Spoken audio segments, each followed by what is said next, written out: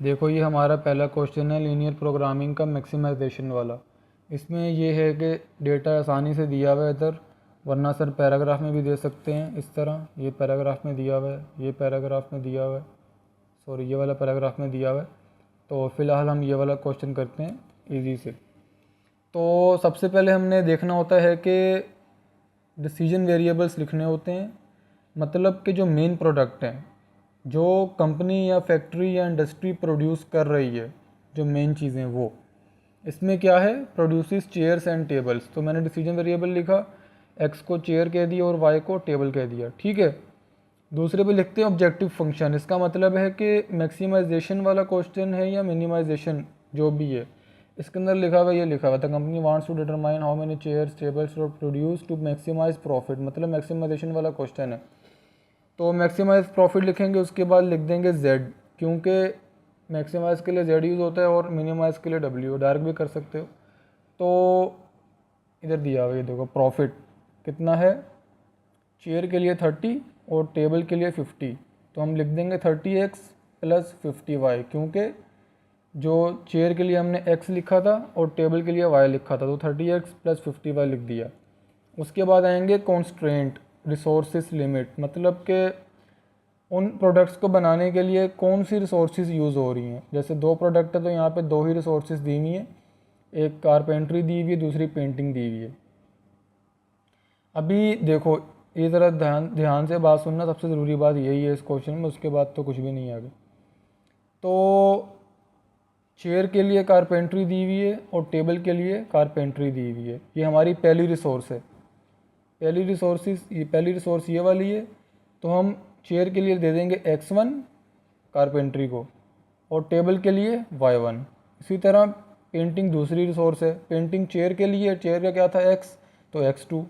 Painting नीचे वाला जो उनसे है वो टेबल के लिए ये दिया हुआ है, तो दूसरी रिसोर्स पेंटिंग ये, तो ये टेबल का क्या था y, तो ये हो जाएगा y2, ठीक है। अभी देखो, अभी हम लिखेंगे कारपेंट्री आवर रिसोर्सेज लिमिट में, कॉन्स्ट्रेंट में कारपेंट्री आवर्स लिखा, ये देखो 2x1 प्लस 3y1, क्योंकि कारपेंट्री की बात हो रही है। ये देखो 2x1 प्लस 3y1।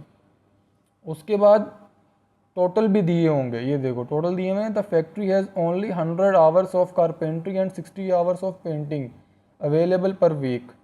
ये मैक्सिमाइजेशन का क्वेश्चन है। मैक्सिमाइजेशन में लेस देन का साइन और लेस देन और इक्वल टू का साइन, और मिनिमाइजेशन में ग्रेटर देन और इक्वल टू का साइन आएगा। ये देखो the factory has only 100 hours of carpentry, मैंने लिखा 2x1 plus 3y1 less than और इक्वल टू 100, ये डैश का मतलब है लेस देन और इक्वल टू 100।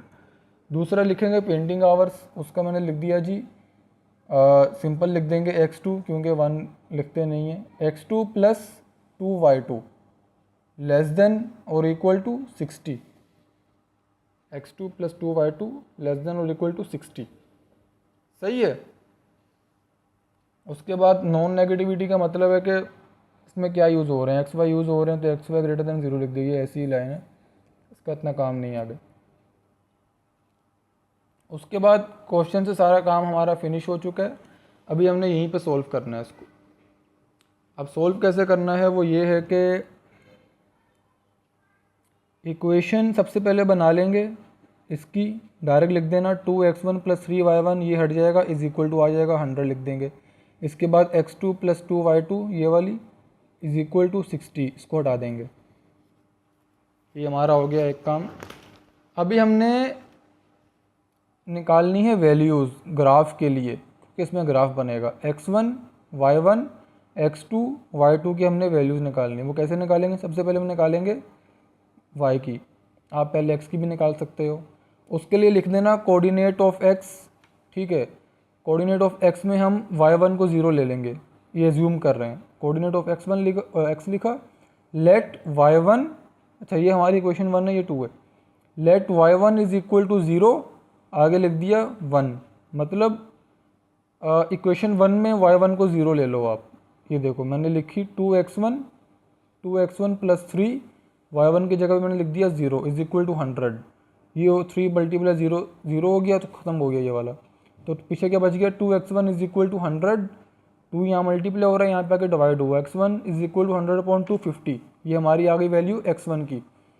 इसी तरह x2 की निकाल लो, let y2 is equal to 0 in equation 2, क्योंकि y2 जो है वो 2 में है, तो y2 जगह 0 आ जाएगा और x2 पीछे बच जाएगा, ये 0 हो गया, x2 इज इक्वल टू 60। उसके बाद लिखोगे कोऑर्डिनेट ऑफ y, उसमें ले लेना late x1 is equal to 0, ये देखो coordinate of y let x1 is equal to 0, ये देखो x1 की जगह मैंने 0 लिखा, 2 मल्टीप्लाई 0 हुआ, पीछे क्या बच गया 3y1 is equal to 100, 3y1 is equal to 100, यहाँ 3 मल्टीप्लाई हो रहा है, यहाँ पे आके डिवाइड हुआ तो y1 की वैल्यू आ गई 33.33। उसके बाद लेट x2 ले लिया इसी तरह हमने, ठीक है। उसके बाद हमने जो है निकालना है ब्रेक इवन पॉइंट, ये बहुत ज़रूरी चीज़ है। इसको निकालने के लिए हमने ये करना है कि, एक मिनट, अच्छा, इसको निकालने हमने ये करना है कि ये जो क्वेश्चंस है ना, सिंपली इसको यहाँ पे लिख लो, बस ये 1 to 7 बेशक ना लिखना वरना बाद में कंफ्यूज हो गए। डायरेक्ट लिखो 2x + 3y is equal to 100, x + 2y is equal to 60, इस तरह लिखो, सिंपल, सही है। अभी हमने ये करना है इसमें कि आपने जो है, जैसे मैंने यहाँ पे किया मल्टीप्लाई इक्वेशन 2/2, मुझे इन दोनों इक्वेशंस को लेके कोई या तो x को बराबर करना है या तो y को बराबर करना है, ठीक है। अभी जो इजी होगा हम वो करेंगे। अगर मैं करता इक्वेशन 1 को किसी से मल्टीप्लाई करता तो बहुत लंबी हो जाती, तो डायरेक्ट इक्वेशन 2 पे आया मैं, इक्वेशन 2 मैंने देखी, इसमें इजी है, सिंपल। अगर मैं इक्वेशन 2 को मल्टीप्लाई करवाऊँगा 2 से तो ये बन जाएगा 2x, तो 2x कैंसिल हो जाएगा, मुझे ये चीज़ चाहिए, सही है। तो मैंने इक्वेशन 2 को मल्टीप्लाई बाय 2 किया एंड सब्ट्रैक्ट बाय 1 कर दिया, ये देखो ये इक्वेशन 2 थी, ये वाली, ये मैंने मल्टीप्लाई किया x multiply 2 2x plus 2y multiply 2 4y is equal to 60 multiply 2 120, और बाय इक्वेशन 1 से मैंने उसको माइनस कर दिया, ये ऊपर वाली मैंने नीचे लिख दी 2x + 3y is equal to 100। जब भी माइनस करते हैं तो नीचे वाले के साइन चेंज होते हैं, minus minus minus sign change हो गए, तो आ गया 120 माइनस 100 20 बच गया, 4 में से 3 गया, y बच गया, ये वाले दोनों कैंसिल हो गए, पीछे क्या बचा y इज इक्वल टू 20। अभी आप put y is equal to 20 in equation 2 कर लो, या तो y इज इक्वल टू 20 को इक्वेशन 2 में पुट कर दो या 1 में कर दो, आंसर आपका x का सेम आएगा। अभी हमें x चाहिए जैसे हम यहाँ पे कर रहे थे, तो मैंने y इज इक्वल टू 20 को इक्वेशन 2 में पुट कर दिया, तो x + 2 y की जगह लिख दिया 20 इज इक्वल टू 60। उसके बाद 20 multiply 2 40, x plus 40 is equal to 60, x is equal to 60 minus 40 यहाँ प्लस हो रहा है, यहाँ पे क्या माइनस हो जाएगा, x इज इक्वल टू 20 हो गया। अब ब्रेक इवन के मेरे पॉइंट आ चुके हैं, y 20 आ गया, x 20 आ गया, इतनी सी बात है, सही है। अभी आगे हम ग्राफ बनाएंगे, ये तो आगे हमारे पॉइंट्स, ग्राफ बना लेना आप लोग। ग्राफ इस तरह बनेगा कि y में x में सबसे बड़ी वैल्यू कौन सी है, 60 है, तो यहाँ पे आप 60 या 70 तक बना लेना नंबर्स, और y में कौन सी है सबसे बड़ी 33.33, जो आप यहाँ पे बनाओगे वही यहाँ बना लेना इस तरह। मैंने x का बना लिया 0 से लेकर 60 तक, y का भी 0 से 60 तक बना लिया, ठीक है। अभी ध्यान से सुनना ज़रा, सबसे पहले आप x1 और y1 की लाइन लगा लो। x1 कितना आ रहा है 50, y1 कितना आ रहा है 33.33। x1 का मैंने लगा दिया यहाँ पे पॉइंट x1, सही है। उसके बाद मैंने y1 का लगा दिया यहाँ पे, ये 33.33, ये x1 हो गया y1 हो गया, मैंने दोनों का मैच कर दिया। x2 मेरा कहाँ पे आ रहा है 60 यहाँ पे आ रहा है, और y2 कहाँ पे आ रहा था 30 पे, ये देखो x2 है मेरा 60 और y2 है 30, x2 60 y2 30, तो दोनों का मैच कर दिया मैंने, सही है। अभी जो नीचे वाली लाइन होंगी ना, जो नीचे वाली लाइन्स होंगी हम उनको देखेंगे। जैसे ये देखो, ये लाइन नीचे है, इसको मैंने नाम दे दिया ए का, ये हमारा पॉइंट ए है। जहाँ पे लाइन इंटरसेक्ट हो रही है वो हमारा हो जाएगा बी, और जो नीचे वाली लाइन है वो हो जाएगी सी। ठीक है, ये ए, पहला वाला नीचे वाला ए पॉइंट, ये वाला बी, और जो जहाँ पे नीचे वाला है वो सी हो गया। अभी मैंने निकालना है कॉर्नर पॉइंट। कॉर्नर पॉइंट लिखा, कॉरस्पॉन्डिंग वैल्यू लिखी। अभी हम इधर ये वाली इक्वेशन लिख देंगे, 30x + 50y, ये वाली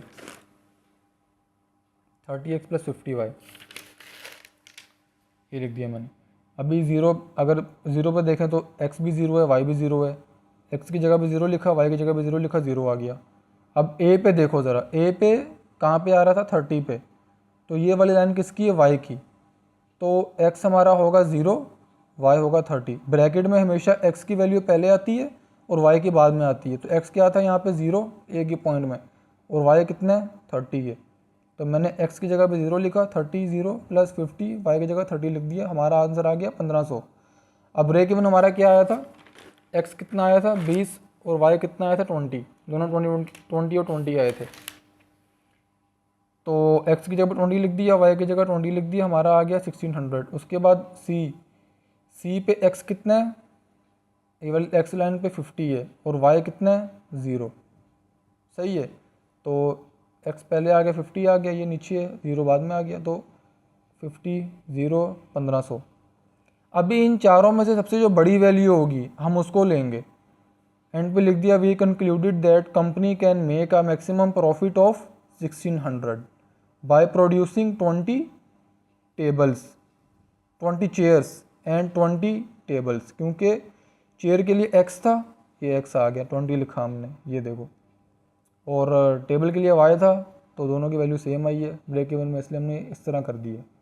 ये हमारा हो गया मैक्सिमाइजेशन का क्वेश्चन कंप्लीट।